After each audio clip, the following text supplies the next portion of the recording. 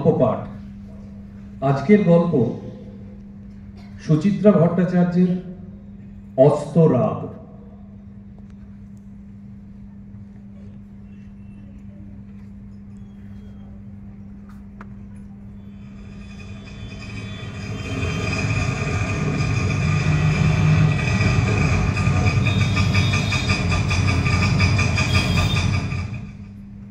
Auto থেকে নেমে কয়েক সেকেন্ড থমকে দাঁড়িয়ে রইল সুজাতা।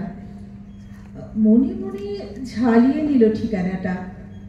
বিথি কাল যেমনটা বলেছিল তাতে তো বাস রাস্তা থেকে দূরে হওয়ার কথা নয়, হাঁটা পথে বড় জোর মিনিট 5। একটা রিক্সা নিয়ে নেবে। থাক, বয়স যাই হোক, এখনো তো পা দুটো অচল হয়নি। অঘ্রাণের দুপুর, আকাশে ছেঁড়া ছেঁড়া মেঘ, একটা মলিন রোদ বিছিয়ে আছে শহরের গায়ে। বাতাসে সামান্য শিরশিরে ভাব। তাঁতের শাড়ির আঁচলখানা ভালো করে গায়ে জড়িয়ে নিয়ে সুজাতা চলা শুরু করলো। কপা গিয়ে ঘড়ি দেখলো কবজি উল্টে। অমনি মন খচখচ। 2:30 বাজে। আর ঘন্টা খানেকের মধ্যে নাতি নাতনি স্কুল থেকে ফিরবে হুড়মুড়িয়ে। ওই সময়টায় সুজাতার বাড়িতে না থাকাটা কি ঠিক হলো? মাম্পি ভুতুমের অবশ্য ঠাম্মাকে আর তেমন প্রয়োজন হয় না, তাকে আর সেভাবে ওরা আমলও দেয় না। ঠাম্মা নামের একটা মানুষ আদৌ ঘরে আছে কি নেই সেটুকুও খেয়াল করবে কিনা সন্দেহ। বৈকালিক জলখাবার বানিয়ে দেওয়ার জন্য বাড়িতে মালতী মজুদ। তড়ি ঘড়ি ইউনিফর্ম ছেড়ে নাকে মুখে যা হোক গুঁজে ভাই বোন তো ধাঁ মারবে যে যার মতো। মাম্পি যাবে টিউশন করতে, আর ভুতুম সামনের পার্কে। অতএব তাদের কথা ভেবে সুজাতার গৃহে অবস্থান করাটা তো নেহাতি মূল্যহীন নয় কি? তবু চিন্তা পিছু ছাড়ে কই। যদি কোনো কারণে সময় মতো না ফিরেছিল মেয়ে দুটো, যদি পথে স্কুল বাস খারাপ হয়, যদি অন্য কোনো সমস্যায় আটকা পড়ে স্কুলে। রুমা তো মাঝে মাঝেই 4টে নাগাদ ফোন করে অফিস থেকে, খোঁজ খবর নেয় ছেলে মেয়ের। তখন যদি শুনে ওরা এখনো আসেনি, ওদিকে শাশুড়ি ঠাকুরুন কোথাও একটা চড়তে বেরিয়ে গিয়েছে, রুমা খুব প্রীত হবে কি? মুখে হয়তো বলবে না কিছু, তাও না, রুমাকে বোধহয় সকালে জানিয়ে দেওয়া উচিত ছিল। কি করবে, আজই যে বিথির ডেরায় ছুটবে এমন তো পরিকল্পনাও ছিল না। দুদিন পর কাল বিথির ফোনটা পেয়ে জোর চমকে ছিল বটে, অবিলম্বে দেখা করার বাসনাও জেগেছিল। তারপর সন্ধ্যেবেলা টিভি সিরিয়াল দেখতে দেখতে কখন যেন চাপাও পড়ে গিয়েছিল ইচ্ছেটা। সকালে বাড়ি ফাঁকা হতে ফের কৌতূহলটা এমন জাগার দিয়ে উঠল, যাকে মনকে অত টেনশন করার কোনো মানে হয় না। সুজাতার হাতে সংসারটা ছাড়া থাকে বলে তার কি ইচ্ছে মতো বেরোনোর স্বাধীনতাও নেই? রুমা কবে দেরিতে ফিরবে, বাবুন কবে অফিস ট্যুরে বাইরে যাবে, কিছু কি আগে থেকে জানতে পারে সুজাতা? বলার প্রয়োজন বোধ করে কেউ? এই তো পরশুই তো দুজনে কোন বন্ধুর ম্যারেজ অ্যানিভার্সারিতে গেল। রাত্রিরে যে তারা খাবে না তাও শুনতে হলো কিনা মালতীর মুখ থেকে। তাহলে চিন্তা ছিঁড়ে গেল সহসা। শান্তিনীর এসে গেছে।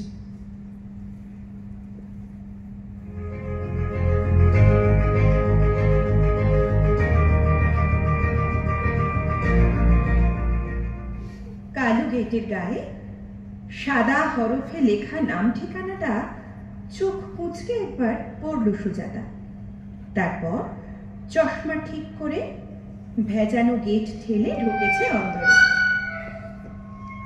সামনে এক ফালি সবুজ, তিন ধারে তার মৌসুমী ফুলের সমারোহ। গাঁদা, চন্দ্রমল্লিকা, ডালিয়া, পম্পম। কুড়ি এসেছে ডালিয়ায়। ছোট ছোট গাঁদা ঝিকঝিক হাসছে। মাঝখানে একটা তুলসী মঞ্চও আছে বাঁধানো। বাগান ঘিরে ইউ শেপের দোতলা বাড়ি, টানা বারান্দাওয়ালা। সুজাতা যেখানে দাঁড়িয়ে তার ওপারেই বুঝি অফিস ঘর। কারা যেন কাজ করছে সেখানে। অদূরতে অবশ্য যেতে হলো না। তার আগেই এক বয়স্কা মহিলা একতলা সরু বারান্দা থেকে বললেন, কাউকে খুঁজছেন? সুজাতা এক পা এগোল। বিথি, মানে ওই বিথিকা ঘোষাল। উনি বললেন, বিথি? একটু দাঁড়ান, ডেকে দিচ্ছি। ওকে। মিনিট কয়েকের মধ্যেই চটি মশমশিয়ে বিথির আবির্ভাব। সুজাতার মতো ভারী কি হয়নি শরীর। একই রকম রোগা আছে এখনো, একই রকম রিজু। বিথির লম্বাটে মুখে এক গাল হাসি। ও মা, সুজাতা তুমি আজই আসবি, কাল তো বললি না। সুজাতা মিটি মিটি হাসছে। তুই একাই সারপ্রাইজ দিবি নাকি? ভাবলাম আমিও তোকে। বেশ করেছিস, বেশ করেছিস। আয় আয়, চল।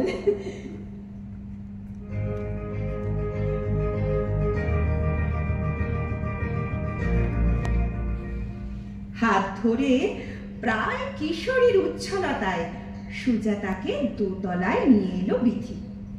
যেতে যেতে বকে যাচ্ছে অবিরাম। এখন নাকি একতলার বড় ঘরে টিভি দেখছিল অনেকে মিলে। দুপুরের দিকে এই সময়টায় টিভি সিরিয়াল দেখা নাকি একটা ছল। দিবানিদ্রা এড়ানোর জন্য নাকি জড়ো হয়। নাম কাওয়াস্তে টিভি চলে, যে যার মতো গল্প করে যায়। এতে নাকি দুপুরগুলো হুশুশিয়ে কাটে। টানা বারান্দার প্রায় শেষ প্রান্তে নিজের ঘরখানায় সুজাতাকে এনে বসালো বিথি। ছোট্ট ঘর, মেরে কেটে 10 বাই 10। তার মধ্যেই একটা সিঙ্গেল বেড খাট, ছোট আলনা, বেটে আলমারি, এক সেট টেবিল চেয়ার, খুদে টিভি স্ট্যান্ড। দেওয়ালে আয়না, দরজার ধারে ছোট টুলে জলের কুঁজো। আচ্ছা, এত জিনিস ঢুকলো কি করে এখানে? লাগো একটি বাথরুমও আছে, আয়তনে ঘরের সঙ্গে মানানসই। শাওয়ার প্রায় কোমরের ওপর ঝুলছে। পলকের জন্য বিথির শ্বশুর বাড়িখানা ভেসে উঠল সুজাতার চোখে। প্রাচীন বাড়ির একটা অংশে থাকতো বটে, কিন্তু কি বিশাল বিশাল ঘর। কত বছর আগে গিয়েছিল সুজাতা, তবু এখনো মনে গেঁথে আছে। আচ্ছা, কি এমন হলো যাতে ঠাঁই নাড়া হয়ে বৃদ্ধাশ্রমের এই খুপড়িতে এসে মাথা বুঝতে হলো বিথিকে? প্রশ্নটা জিভে এসে গিয়েছিল, তার আগেই বিথি জিজ্ঞেস করলো, কি রে, চা খাবি তো? এখন? হ্যাঁ, ধুর। আরে তোদের লোকজনরা এখন বিশ্রাম করছে। ঘরেই বানাবো, ইলেকট্রিক কেটলি আছে তো। ও বানা তাহলে। আমি কিন্তু চিনি দুধ খাই না। আমিও না। খাটের তলা থেকে বৈদ্যুতিক কেটলিখানা বার করলো বিথি। বোর্ডে প্লাগ গুঁজে আন্দাজ মতো জল চড়িয়ে দিয়ে বলল, এই তোকেও কি সুগারে ধরেছে নাকি আমার মতো? না রে, মুটিয়ে যাচ্ছি তো। বিছানায় এসে বসলো সুজাতা। আর ধর ওই দুধটা না খেলে অম্বল তো কম হয়, তাই না? ভালোই করেছিস, চাই তো আসো, দুধ চিনি তো বাহুল্য। আমার যেমন এই ঘরটুকুতে কুলিয়ে যায়। ভবানীপুরের বাড়ির এত এত জায়গাকে এখন ভাবতি বলে মনে হয়। কিছু যেন গোপন করছে বিথি। সন্দিগ্ধ স্বরে সুজাতা বলল, সেই জন্যেই বুঝি চলে এসেছিস? বিথি জবাব দিল না। জল ফুটে গিয়েছে। দেওয়ালির তাক থেকে চা পাতা পাড়তে পাড়তে আনমনে বলল, এই সুজাতা, কতদিন পর তোর সঙ্গে দেখা হলো বলতো? তা প্রায় ধর 16 বছর। 16 বছর? ওই তো সেই স্কুলের গোল্ডেন জুবিলি। হ্যাঁ, তুই গিয়েছিলি তো? বেশিক্ষণ থাকলি না। এই তখনই বোধহয় তোর বরের অসুখটা। তার 4 মাস পরে তো চলে গেল রে। বিথি ফোঁস করে একটা শ্বাস ফেলল। ভীষণ ভেঙে পড়েছিলাম জানিস। সোনু তখন সবই চাকরিতে ঢুকেছে। রাজা হায়ার সেকেন্ডারি দেবে। 11 বছর আগে হঠাৎ হার্ট অ্যাটাকে চলে যাওয়া সেই নিজের মানুষটিকে যেন ঝলক দেখতে পেল সুজাতা। ব্যাংকের ব্যস্ত অফিসার রিটায়ারমেন্টটাকে যেন মানতেই পারল না। কি অদ্ভুত এক ছটফটানিতে ভুগত সারাক্ষণ। বছর ঘুরতে না ঘুরতে মৃত্যু এসে সব চাঞ্চল্য ঘুচিয়ে দিল। তখন যে সুজাতার মনের ওপর দিয়ে কি ঝড় গিয়েছে! দিনের পর দিন, মাসের পর মাস। এখনো কি থিতিয়েছে পুরোপুরি? যেন বিথিকে নয়, যেন নিজেকে শুনিয়ে সুজাতা বলল, জানি রে, সহেলিদের মুখে শুনেছি তুই কারোর সঙ্গে আর মিশতিস না, কোথাও যেতিস না। হ্যাঁ, ভালো লাগতো না, কিচ্ছু ভালো লাগতো না তখন। সারাদিন শুধু শুয়ে থাকতাম, কেমন ঝুবু থুবু বেড়ে গিয়েছিলাম। আমাকে চাঙ্গা করার জন্য সোনু বোধহয় তাড়াতাড়ি বিয়েটা করে ফেলল।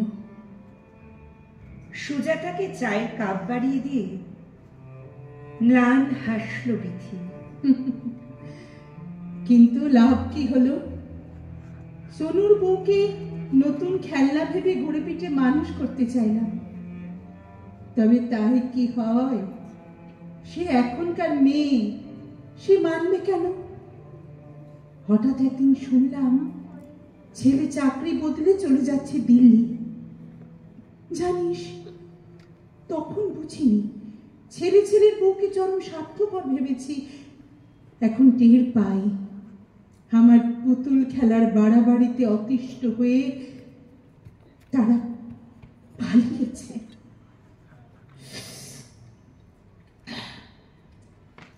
কাপে চুমুক দিয়ে চাটা কেমন বিস্বাদ চেকল সুজাতার।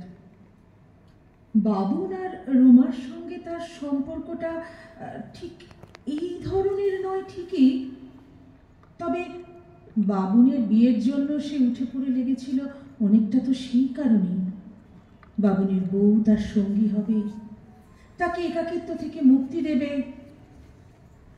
চাকরি করা মেয়েকে বাবুন নিজে পছন্দ করে বিয়ে করল। সুজাতা যে একা, সে একাই। এখনো কি সে রুমাকে মন থেকে মানতে পেরেছে?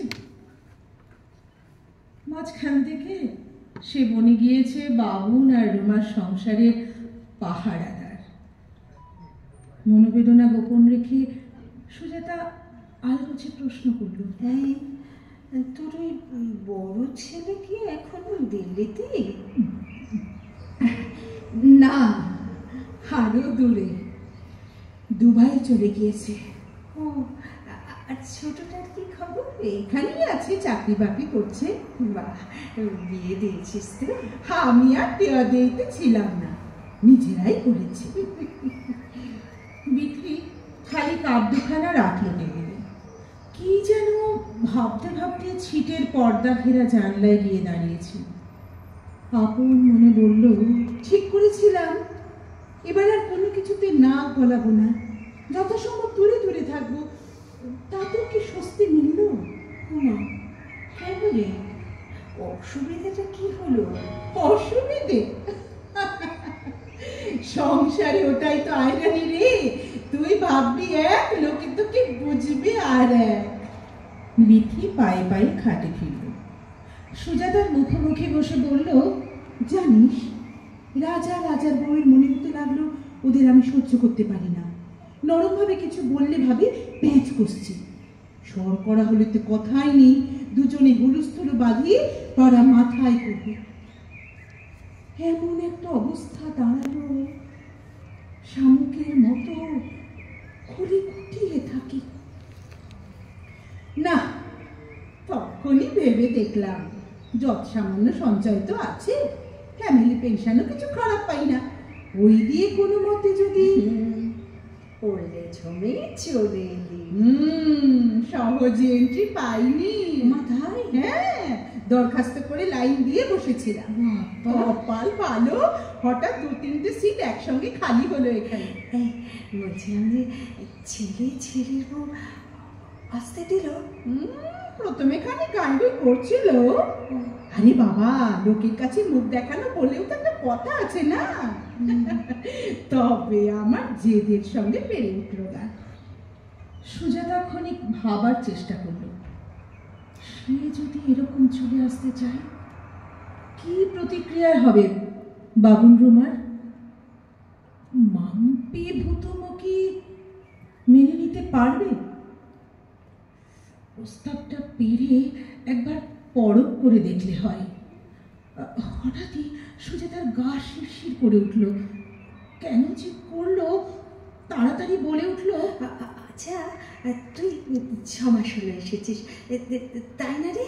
না রে, একটু বেশি, 7 মাস। ওরা আসে দেখা করতে? ওই সময় সুযোগ পেলে আমিও যাই। মায়া বলে তো একটা ব্যাপার আছে নাকি, সেটাকে এবার পুরোপুরি ঝেড়ে ফেলি কি করে বল? এই তো নাতনির জন্য মন কেমন করছিল বলে পুজোর পুরো একটা দিন ভবানীপুরে কাটিয়ে এলাম। এখানে তাহলে খুব সুখী তুই নেই? কথাটা বলতে পেরে সুজাতা যেন একটা গোপন স্বস্তি বোধ করল। তারপরে কলকা ঠাট্টার সুরে বলল, মন তাহলে খারাপ হয়? অবশ্যই, আমি তো পাথরের মানুষ নই, আর মনও তার নিজের নিয়মেই চলে। কপালে একগাছি চুল এসে পড়েছিল, আঙুল দিয়ে সরালো বিথি। ঈষৎ কেঠো গলায় বলল, তবে একটা সত্যি কথা শুনে রাখ সুজাতা, আমি এখানে মোটেই খারাপ নেই। ইচ্ছে মতন খাচ্ছি দাচ্ছি, ঘুমোচ্ছি, গল্প গুজব করছি, প্রাণ চাইলে বেরিয়েও পড়ি এদিক ওদিক। কাজকর্ম যে করছি না তা নয়, সেই স্কুলের মতো দল জুটিয়ে এখানে ফাংশন চলছে, কবিতা পাঠ, গান, যে যা পারি শোনান। জানিস, সামনের বার বসন্ত উৎসব হবে, এছাড়া আলপনা দেওয়ার প্রতিযোগিতা, রান্নার কম্পিটিশন। এখন তো প্ল্যান করছি ওই যে পাশের বস্তির ছেলে মেয়েগুলোকে লেখাপড়া শেখাবো। বুঝেছি। কি কি বুঝেছিস তুই? এই যে এইসব 7-17 নিয়ে নিজেদের একটু ব্যস্ত রাখিস, যাতে মনের কষ্টটা কম হয়। আমিও প্রথম তাই ভাবতাম রে, এখন বুঝি এটা এটা অন্য কিছু। কিরকম? এই এই আমার জীবনটা তুই ভাব। বিয়ের পর থেকে বর আর দুই ছেলে ছাড়া আমার তো কোনো জগতই ছিল না। বড় ততটা নয় যতটা দুই ছেলে। তাদের পড়াশুনো, তাদের কেরিয়ার, তাদের যাতে ব্রাইট ফিউচার হয় তাই নিয়ে ভাবনা। এদিন তো গড়িয়ে গেল 20-25টা বছর। তারপর হঠাৎ একদিন দেখলাম ওরা কেউ আর আমার আঁচলে নেই। নানা মিলে যে যার মতো উঠছে। তখন আমার আর কিচ্ছু করার নেই। জীবনটা বিলকুল ফাঁকা। তাই বোধহয় ছেলের সংসারে বেশি বেশি করে জড়িয়ে পড়ছিলাম, জোর করে। সোনু ঠক্কর দিয়ে আমায় বুঝিয়ে দিল, তুমি মা হতে পারো, কিন্তু আমার সংসারে তুমি অনুপ্রবেশকারী।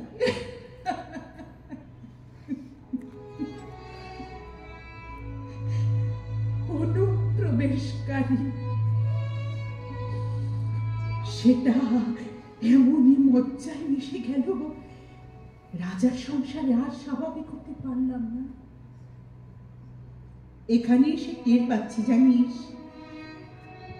আমি শুধু রাজা সোনুর মা নই, প্রশান্ত ঘোষালের বউ নই। এর বাইরেও একটা বিথিকা ছিল, যাকে ইচ্ছেই হোক অনিচ্ছেই হোক আমি ঘুম পাড়িয়ে রেখেছিলাম। সেই বিথিকাটাই এখন এই শান্তি নীড়ে বাস করতে এসেছে।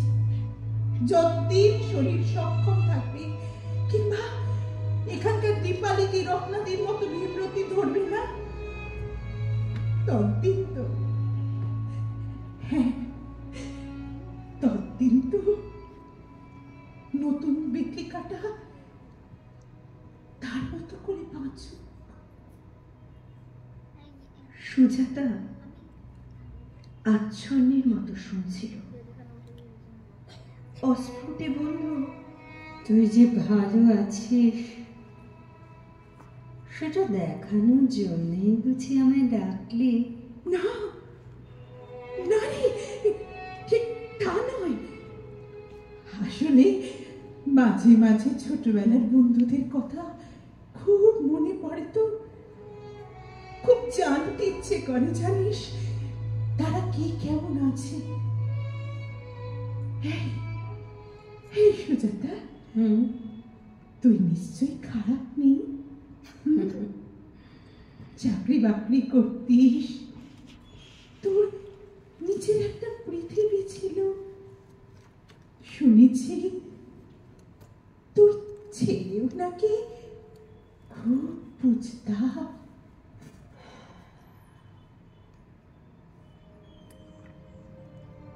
বুকটা চিনচিন করে উঠল সুজাতার।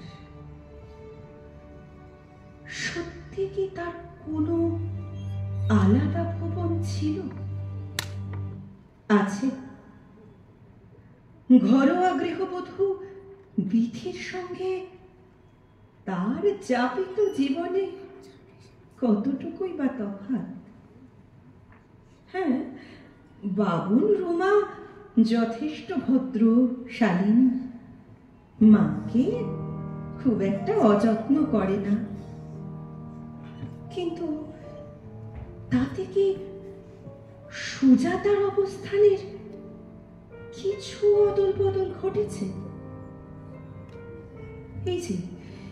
এই যে হঠাৎ হঠাৎ হৃৎপিণ্ড দুক করে উঠছে, অজান্তেই ঘড়ির কাঁটায় চোখ চলে যাচ্ছে বারবার, এটা কার উৎকণ্ঠা?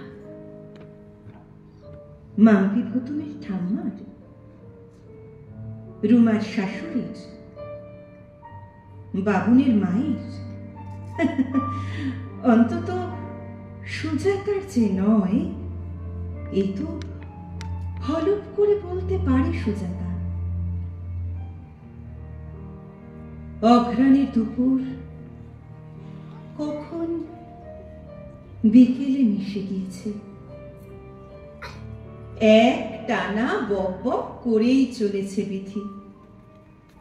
মুড়ি চানাচুর মেখে খাওয়ালো, শোনাচ্ছে শান্তিনারের আরো অনেকের গল্প। এই বোর্ডার, ওই বোর্ডার, এই দিদি, সেই দিদি। ছেলে মেয়ে আসে না বলে কি সারাদিন গুমড়ে গুমড়ে কাঁদে।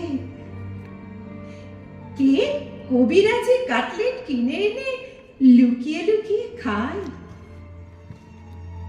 কে যেন দিবারাত্র পুজো আর্চা নিয়ে পড়ে আছে। কারা দল বেঁধে সিনেমা দেখতে যায়। কত গল্পই না বলছে রসি রসি। কিছু শুনছিল সুজাতা, কিছু শুনছিল না।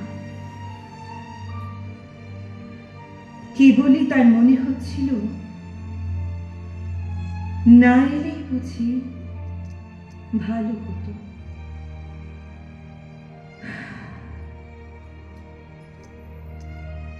না এলেই